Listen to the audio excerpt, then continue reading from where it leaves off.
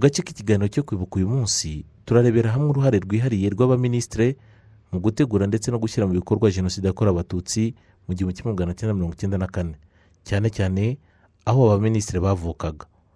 Abaminisitiri bateye inkunka ndetse banagenzura uko urubyiruko rwashyirwaga mu Nterahamwe ndetse banakomeza gushishikariza abaturage kugira urwango Abatutsi.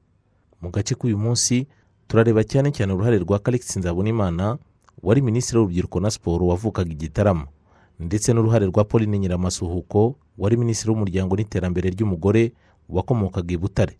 Urumuri rw'u Rwanda n'urwanjye nawe.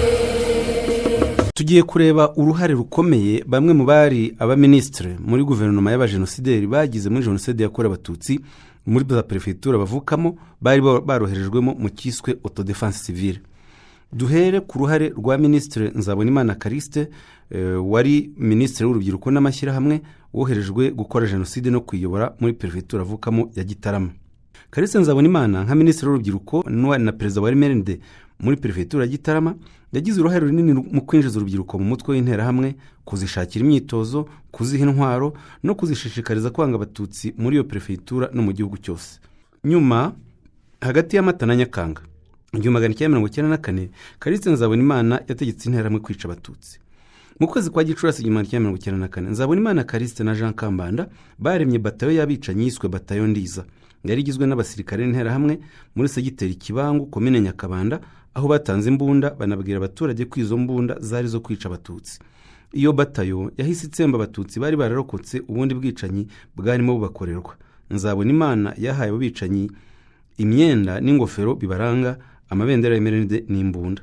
Tariki ya 15 Gicurasi 1994, Callixte Nzabonimana ari kumwe na Major Jean Damascene Ukurikiye Yezu wari uyoboye autodefense civile muri Gitarama, yayoboye inama muri Serire Ruhango, segiteri Nyamagana, komine Tambwe, perefegitura ya Gitarama, yashyizeho komite idasanzwe muri iyo komine. Abatutsi benshi bafatiwe kuri za bariyeri zari ku mihanda barimo Nyabugaju, Ruhezamihigo na Rangwida bishwe bitegetswe n'iyo komite. Mu gihe iyo komite yari imaze gutangira gukora, Abatutsi bafatwaga bajyanwaga ku biro bya komine Tambwe aho bicirwaga bakajugunywa mu mwobo.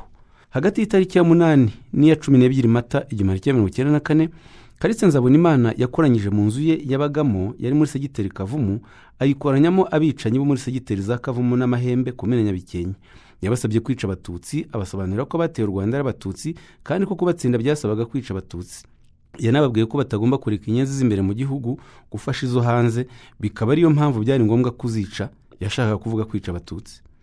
Kuwa 8 cyangwa wa 9 Mata 1994, hagati ya saa 9 na saa 11, Callixte Nzabonimana yafashe ijambo imbere y'Interahamwe muri Serire Gasenyi, segiteri Kigina, komine Nyabikenke, muri perefegitura ya Gitarama, abashishikariza kwica abaturanyi babo b'Abatutsi.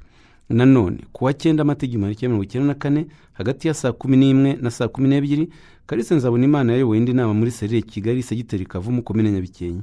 Tariki ya 10 Mata 1994, hagati ya saa 3 na saa 4, Callixte Nzabonimana yari ku maduka ya Kivumu, segiteri Gitovu, komine Nyabikenke. Nyuma hagati ya saa 11 na hagana saa 12, yari ku maduka ya Gasenyi, segiteri Kigina, komine Nyabikenke, nabwo ashishikariza gukora Jenoside.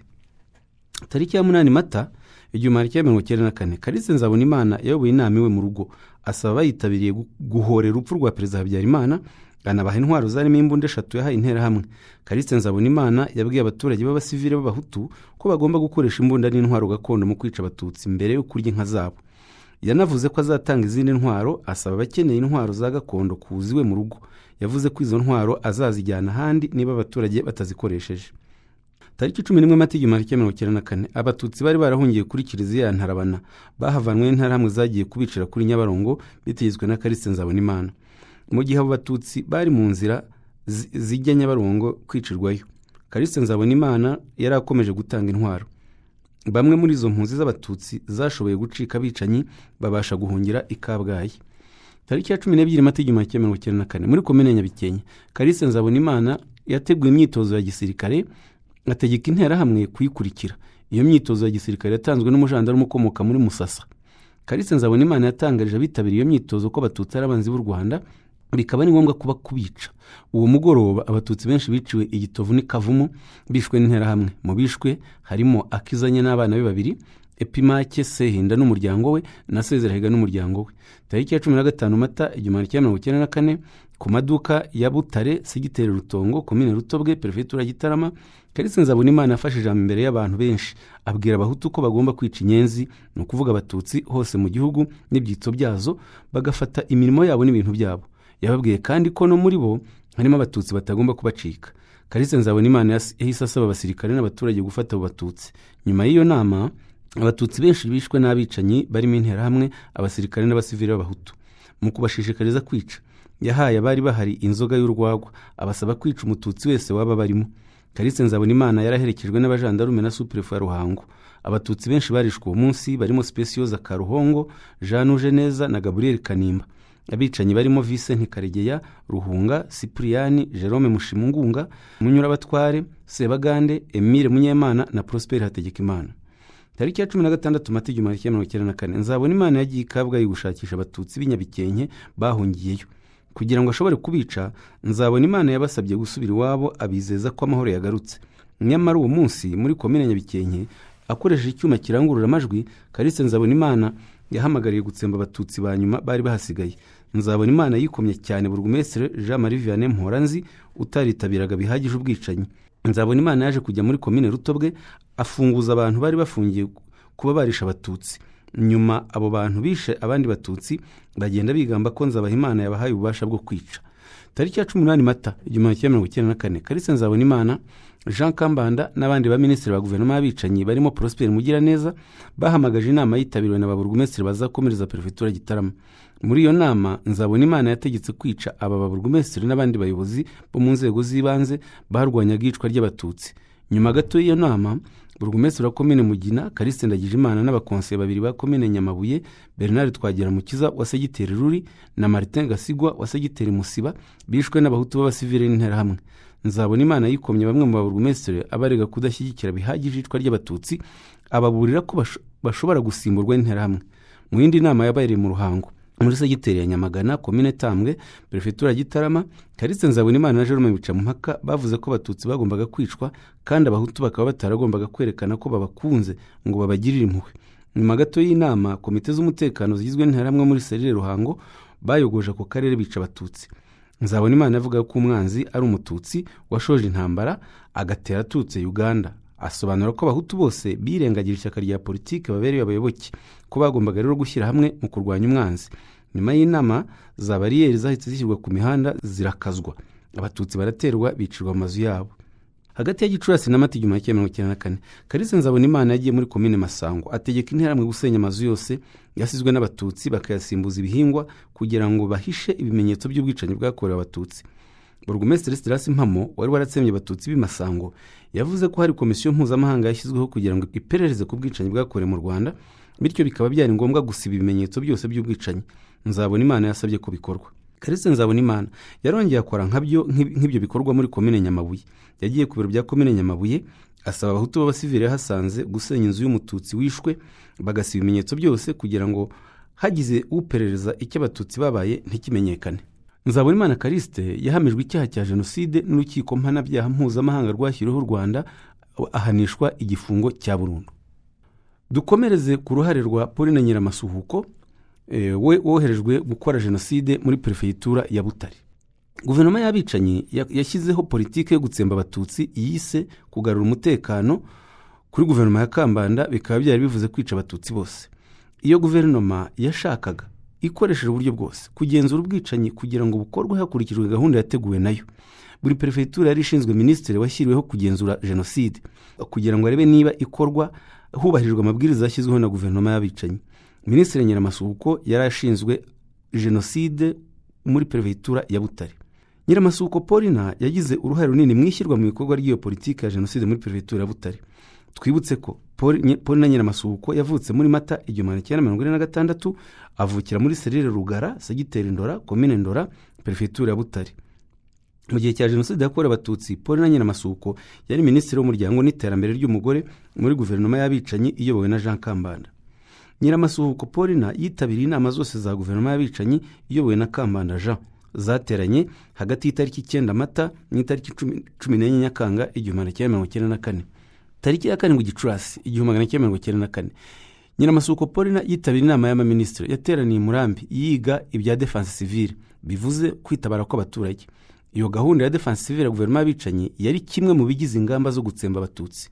Hateranye inama nyinshi za guverinoma i Kigali, Gitarama na Gisenyi, kandi buri gihe baminisitiri barimo Nyiramasuhuko bamenyeshwaga aho ubwicanyi bwakorerwaga Abatutsi bwari bugeze. Muri izo nama kandi baminisitiri basabye ko bahabwa intwaro zo kujya guha abaturage mu maperefegitura bashinzwe mu rwego rwo kwihutisha iyicwa ry'Abatutsi. Muri izo nama guverinoma y'abicanyi yashyizeho amabwiriza yahaye abaperefe n'ababurugumesitiri kandi yagombaga kubahirizwa n'abaturage kugira ngo hose mu gihugu Jenoside ishobore gukomeza gushyirwa mu bikorwa, Abatutsi bashireho. Nyiramasuhuko Pauline yari mu baminisitiri bitabiraga cyane izo nama zafataga ibyemezo bijyanye no gutsemba Abatutsi. Nyiramasuhuko Pauline yandikaga muri agenda ye ibijyanye na gahunda yo gutsemba Abatutsi. Yandikaga gahunda yo gutsemba Abatutsi muri agenda ye yagendanaga mu isakoshi ye.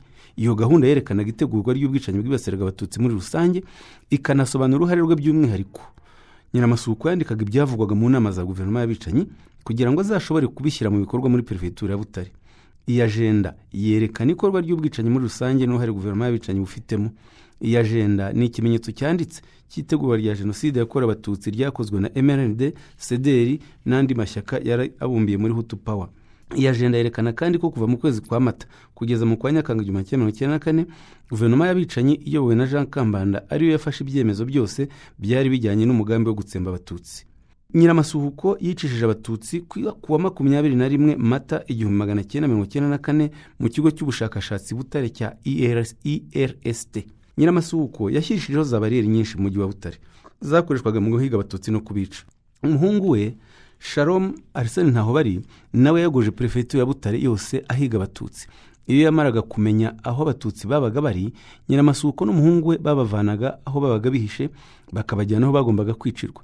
Nyiramasuhuko yategetse Nterahamwe zari kuri za bariyeri kubajyana aho abandi Batutsi bajyanywe kwicirwa. Nyiramasuhuko yitaga Abatutsi ko ari umwanda. Umunsi umwe imbere y'ibiro bya prefegitura Butare ari kumwe na Prefe Sylvain Nsabimana, Nyiramasuhuko yishimye mu mutwe avugana uburakari ati, hano hantu hari umwanda, haranuka, uyu mwanda ugomba kuhava, n'ingaruka nsanga uyu mwanda wahavuye. Ubwo Nyiramasuhuko avuga Abatutsi bari bahahungiye bari ku kibuga niwo yitaga umwanda. Prefe Nsabimana Sylvain yahise asaba Interahamwe n'abasirikare kuhavana izo mpunzi z'Abatutsi, babategeka kuguma inyuma y'ibiro bya prefegitura ku manywa. Izo mpunzi zari ziri kuri prefegitura zarakubitwaga zikanicwa. Nyiramasuhuko yagarutse ku biro bya prefegitura asaba Prefe Nsabimana guhamagaza inama y'ababurugumesitiri bose ba prefegitura Butare kugira ngo basabe kwimurira impunzi zose kuri za komine ziturukamo. Byarakozwe, nyuma Abatutsi bimuwe bahita bicwa. Kuva muri Mata 1994 hari bariyeri yashyizwe imbere ya hoteli Ihuriro yari hafi y'aho Nyiramasuhuko ntaho bari batuye. Iyi hoteli kandi yanateraniragamo abicanyi bateguraga Jenoside. Nyiramasuhuko n'Interahamwe bateraniye kenshi muri hoteli Ihuriro mu nama zateguraga ishyirwa mu bikorwa rya Jenoside muri prefegitura ya Butare. Interahamwe n'abasirikare bakoresheje bariyeri kugira ngo bahafatire Abatutsi bajye kubica. Urugero, ni ku itariki ya 21 Mata 1994 Umututsi witwa Paul Ruvurajabo yiciwe hafi ya hoteli Ihuriro ritegetswe na Nyiramasuhuko na ntaho bari. Kuri iyo bariyeri yo kuri hoteli Ihuriro, abagore n'abakobwa b'Abatutsikazi bajyanirwa n'Interahamwe zikabafata ku ngufu mbere yo kubica nk'uko byari byarategetswe na Nyiramasuhuko. Iyo politiki yo gufata ku ngufu Abatutsikazi yakoreshejwe cyane na Nyiramasuhuko mu mujyi wa Butare. Gufata ku ngufu Abatutsikazi byakoreshejwe nk'intwaro ya Jenoside muri gahunda rusange yo gutsemba Abatutsi. Nyiramasuhuko yashishikarizaga Interahamwe ndetse n'umuhungu we gufata ku ngufu Abatutsikazi no kubasambanya. Nyiramasuhuko yategetse kwica impunzi z'Abatutsi zari zahungiye kuri kiliziya y'Abangirikani i Butare.